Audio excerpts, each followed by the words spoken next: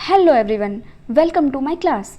तो आज हम लोग देखेंगे जर्नल एंट्रीज। तो पिछले कुछ क्लासेस में हमने अकाउंटिंग का बेसिक्स कंप्लीट किया है और उससे रिलेटेड एमसीक्यूज भी कर लिए हैं। आगे हम लोग फाइनेंशियल अकाउंटिंग को देखते हुए चलेंगे और साथ के साथ होगा तो इनकम टैक्स भी साथ के साथ ही लेके चलेंगे, या फिर पहले हम लोग फाइनेंशियल अकाउंटिंग कंप्लीट करके तब इनकम टैक्स देखेंगे। आप लोग जैसा बोलोगे मैं वैसे ही कंटिन्यू करवाऊँगी। तो चलिए हम लोग शुरू करते हैं आज का क्लास, जर्नल एंट्रीज। तो जर्नल एंट्री जानने से पहले सबसे पहले आपको ये जानना पड़ेगा कि अकाउंटिंग साइकिल और साथ के साथ अकाउंट्स कितने तरह के होते हैं। तो अकाउंटिंग साइकिल जो हमारा है, मैंने आपको पहले भी एक बार अकाउंटिंग साइकिल बताया, वो वाला अकाउंटिंग साइकिल। और इसमें कोई बेसिकली कोई डिफरेंस नहीं है, पर वर्ड्स का खेल होता है, इसलिए आपको दोनों जानना ज़रूरी है। ये तो इम्पोर्टेंट है ही, पर पहले भी जो मैंने बताया है वो सारे आपको वर्ड्स और सीरीज़ वाइज पता होने चाहिए। कभी कभी एग्ज़ाम्स के सिंपल से क्वेश्चंस बन जाते हैं और हमें वो भी नहीं आता। तो यहाँ पर क्या है, अकाउंटिंग साइकिल, पहले एनालाइज बिजनेस ट्रांजैक्शन, उसके बाद हम लोग जर्नल करते हैं, फिर लेजर, फिर ट्रायल बैलेंस बनाते हैं, और ट्रायल बैलेंस बनाने के बाद एडजस्टमेंट एंट्रीज करते हैं ट्रायल बैलेंस में ही। फिर हमारे पास एडजस्टेड ट्रायल बैलेंस होता है, फिर हम लोग फाइनेंशियल स्टेटमेंट बनाते हैं और बाद में क्लोजिंग एंट्रीज कर देते हैं। तो ये हमारा अकाउंटिंग साइकिल है, ये पता होना चाहिए ऐसे सिंपली। बाकी जर्नल एंट्रीज जानने से पहले हमें सबसे पहले ये जानना पड़ेगा कि टाइप्स ऑफ अकाउंट्स कितने हैं। तो अगर हम अकाउंटिंग को देखते हैं तो अकाउंटिंग में जो डेबिट और क्रेडिट का कॉन्सेप्ट होता है, अभी भी बहुत सारे स्टूडेंट्स जो कम्पिटिटिव एग्ज़ाम्स की तैयारी करते हैं उनको यही नहीं क्लियर होता है, डेबिट और क्रेडिट, जबकि ये आपको क्लियर होना ही चाहिए, तभी जाकर आप आगे कुछ भी इस चैप्टर में समझ पाइएगा। तो डेबिट और क्रेडिट का अपना कोई एग्जिस्टेंस नहीं होता है, वो मेनली इस पर डिपेंड करता है कि टाइप्स ऑफ अकाउंट क्या है। वो हम जो अभी पढ़ने वाले हैं टाइप्स ऑफ अकाउंट, उसी आधार पर वह डेबिट और क्रेडिट होता है। तो चलिए, टाइप्स ऑफ अकाउंट के अंदर वैसे तो दो अकाउंट है, पहला पर्सनल अकाउंट और दूसरा इम्पर्सनल। तो पर्सनल अकाउंट के अंदर भी तीन है, नेचुरल, रिप्रेजेंटेटिव और आर्टिफिशियल। अब नेचुरल में तो आपको जैसे सुनने में ही लग रहा है कि नेचुरल पर्सन, जैसे आप हैं, हम हैं और किसी का नाम है, तो वो नेचुरल पर्सन हो गया। दूसरा आर्टिफिशियल पर्सन में क्या आता है, बैंक आती है, कंपनी आता है, कोई ट्रस्ट आ जाता है। ऐसे एग्ज़ाम्स के क्वेश्चंस भी बन जाते हैं, जैसे कि मुझको याद है मेरे ही शिफ्ट में BSPSCL में ऐसा कुछ दिल्ली यूनिवर्सिटी ऐसा करके ये पूछा गया सवाल है कि वो किसके अंदर आता है। तो आप बोलोगे तो मैं आपको दिखा दूंगी एग्ज़ाम के क्वेश्चन। और तीसरा क्या होता है, रिप्रेजेंटेटिव। रिप्रेजेंटेटिव क्या होता है, ये ध्यान से सुनिए आप, बहुत इंपॉर्टेंट है, बहुत सारे लोग गलत कर देते हैं इसमें।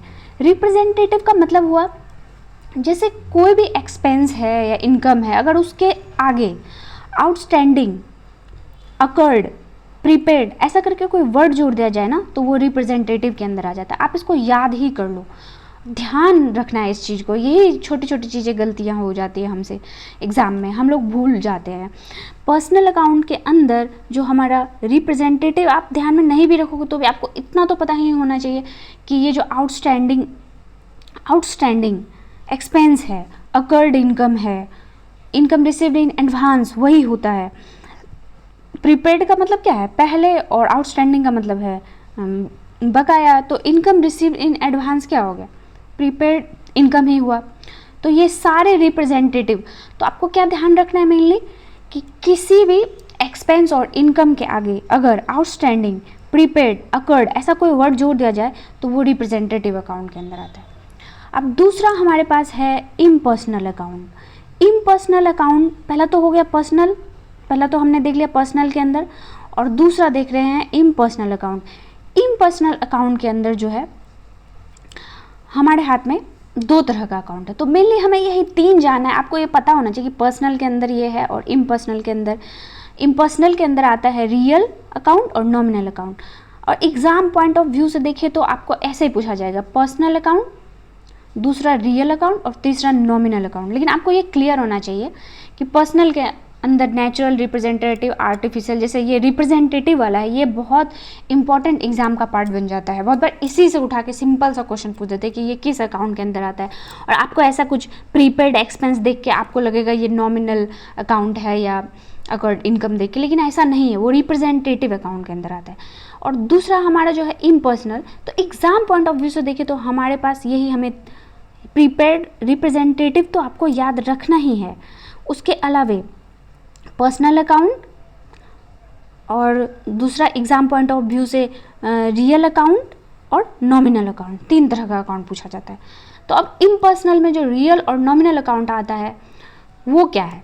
तो रियल अकाउंट जो होता है, रियल अकाउंट के अंदर क्या होता है? Tangible real account, computer account, cash account, tangible के अंदर आता है। टेंजेबल का मतलब क्या होता है? ऐसा वर्ड से ही क्लियर हो रहा है जिसको हम लोग छू सकते हैं, देख सकते हैं वो। तो रियल अकाउंट जो होता है उसके अंदर टेंजेबल रियल अकाउंट होता है और इनटेंजेबल रियल अकाउंट। इनटेंजेबल के अंदर आपका आ जाता है गुडविल, पेटेंट, कॉपीराइट्स, ये सारे भी हमारे रियल अकाउंट है। और नॉमिनल अकाउंट के अंदर क्या होता है? पर्सनल अकाउंट के अंदर तो पर्सन है, रियल अकाउंट के अंदर हमारे पास जो संपत्तियां होती है वही है, तो उसमें या तो टेंजेबल होगा या इनटेंजेबल होगा। तो टेंजेबल में हमारे पास क्या संपत्ति आ जाती है? कंप्यूटर, कैश, मशीनरी, लैंड, इस तरह की चीज़ें टेंजेबल के अंदर। इनटेंजेबल के अंदर आ जाती है गुडविल, पेटेंट, कॉपीराइट्स, तो ये लेकिन सारे आएंगे क्या? रियल अकाउंट के अंदर। तीसरा है हमारे पास नॉमिनल अकाउंट। नॉमिनल अकाउंट में देखिए, यहाँ जो मैंने ये गोल्डन रूल्स लिखा हुआ वो मैं आपको आगे बताऊंगी, पहले आप अकाउंट्स को समझ लो। तो नॉमिनल अकाउंट में क्या होता है? सारा एक्सपेंसेस और इनकम आता है। जैसे पर्सनल अकाउंट में पर्सन आया, इम्पर्सनल के अंदर जो रियल अकाउंट आता है उसमें सारे हमारे एसेट्स आते हैं, जो भी हमारे पास संपत्तियाँ, चीज़ें हैं। और नॉमिनल अकाउंट के अंदर आता है एक्सपेंसेस और इनकम।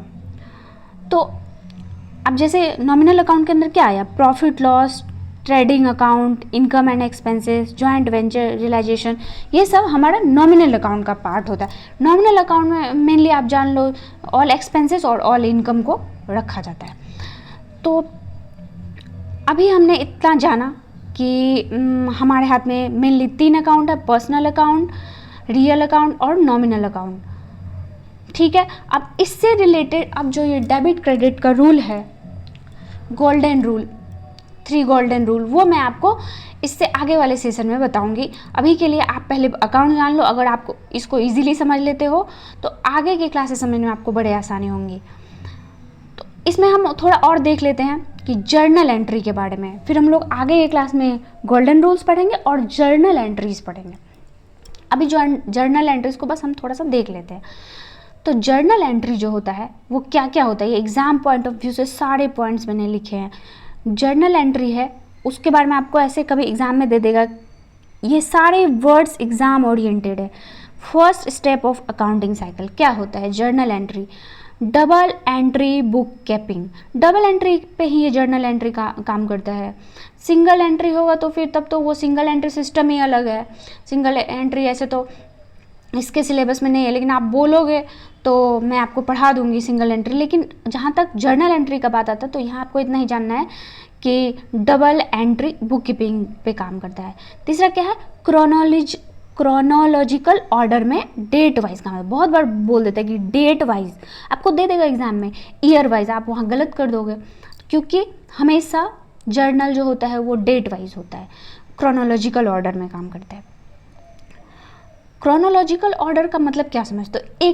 एक तरीके से एक डेट वाइज मैनर में लिखा रहता है, इसलिए उसको क्रोनोलॉजिकल ऑर्डर, डेट वाइज उसका मतलब हुआ। आगे क्या है? Compound entry possible. Compound entry का मतलब क्या है? कंपाउंड एंट्री का मतलब यहाँ पे लिखा भी है मोर देन 2 अकाउंट्स। जब 2 अकाउंट से ज़्यादा जर्नल एंट्रीज में आपको दिखेगा ना, ऐसा कभी होता है कि डेबिट में 1 होता है, क्रेडिट में 2 होता है, वो मैं आपको आगे के क्लास में बताऊंगी जर्नल एंट्रीज कैसे करते हैं। बेसिक भी देखेंगे हम लोग और थोड़ा एडवांस लेवल का भी देखेंगे, लेकिन अभी के लिए इतना जान लो कि ये जो कीवर्ड्स हैं कुछ जो एग्ज़ाम से रिलेटेड है वो आपको पता होना चाहिए। उसके बाद जर्नल एंट्री को ही ब्रीफ एक्सप्लेनेशन भी कहते हैं। आपने देखा होगा जर्नल के नीचे ऐसा नीचे हम लोग लिखते हैं बीइंग फर्नीचर सोल्ड ऐसा करके, उसी को कहते हैं नरेशन, ब्रीफ एक्सप्लेनेशन।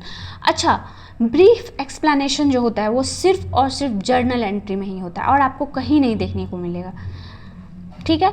उसके बाद देखिए, इसी को जर्नल को ही हम लोग कहते हैं day book, rough book. Rough book ही है, पहली बार हम किसी चीज़ को अगर ऐसे भी डेली आप देखो, जब किसी भी चीज़ को पहली बार नोट डाउन किया जाता है तो हम लोग रफली ही करते हैं ना।